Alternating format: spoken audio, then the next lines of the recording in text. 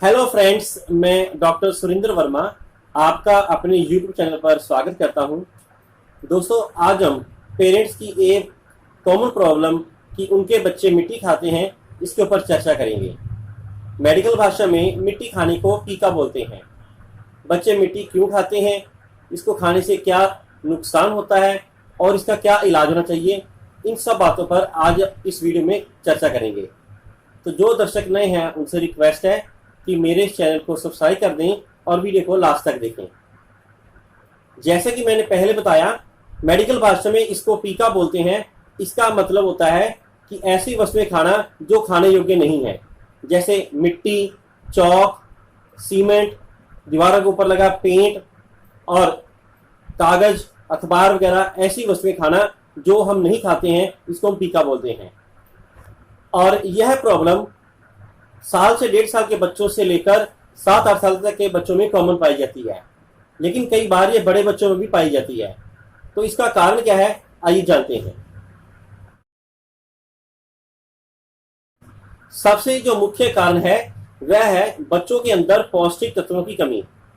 जो पेरेंट्स बच्चों को हर समय दूध ही पिलाते रहते हैं, उनके अंदर ये समस्या ज़्यादा बढ़ेगी, क्योंकि हर समय दूध पिलाने से बच्चों के अंदर आयरन की कमी आ जाती है, जिसके कारण ये पीका की प्रॉब्लम क्रिएट हो जाती है।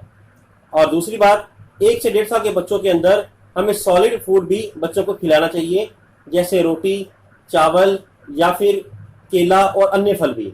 इस तरह से बच्चों के अंदर जो पौष्टिक तत्व हैं उनकी कमी पूरी हो जाती है और मिनरल्स जो हैं उनको प्रॉपर मात्रा में मिलते हैं और उनका विकास प्रॉपर होता है। तो सबसे मुख्य कारण जो है वह है आयरन की कमी और अन्य विटामिन की कमी, जिसको कि हम ब्लड टेस्ट के द्वारा भी जान सकते हैं। और दूसरा जो मुख्य बड़ा कारण है वह है माँ बाप का बच्चों की तरफ ध्यान ना देना। कई बार कई महिलाएं काम करती हैं, ऑफिस में जाती हैं, या उनको घर में इतना काम होता है कि बच्चों की तरफ प्रॉपर ध्यान नहीं दे पाती, जिसके कारण बच्चे जो हैं वो मिट्टी खाना आदि शुरू कर देते हैं। तो इसके लिए हमें बच्चों के ऊपर प्रॉपर ध्यान देने की आवश्यकता है, जिससे उनकी आदत छूट जाती है।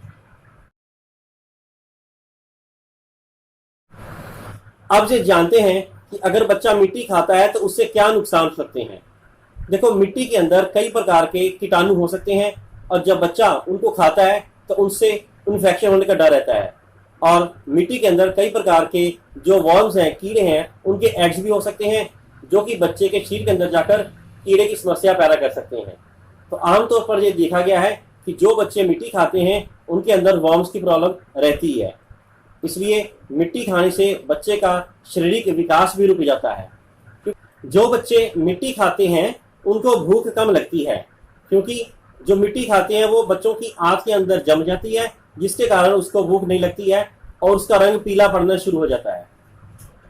इसका दूसरा मुख्य नुकसान यह है कि बच्चों को डस्ट से एलर्जी भी हो सकती है और साथ ही साथ स्किन के ऊपर रैशेज वगैरह होकर बच्चों के अंदर स्किन प्रॉब्लम भी हो सकती हैं, क्योंकि जब बच्चों को डस्ट से एलर्जी होगी तो उसके अंदर स्किन की प्रॉब्लम भी आने के चांसेस रहेंगे।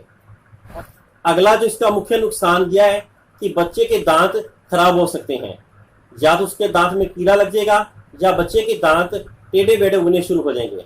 इस प्रकार से यह समस्या काफी आगे और समस्या को पैदा करती है। अब बात करते हैं उपचार की।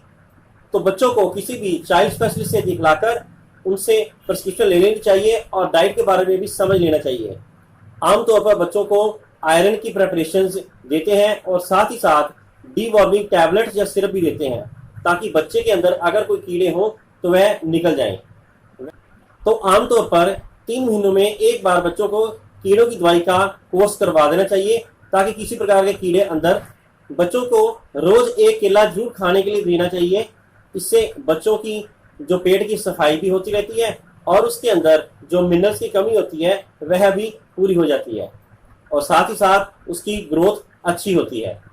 इसके अलावा बच्चों को हम थोड़ी सी अजवाइन का चूरन रात को उसको पानी के साथ दें, तो इससे भी इस समस्या से छुटकारा दिलाया जा सकता है।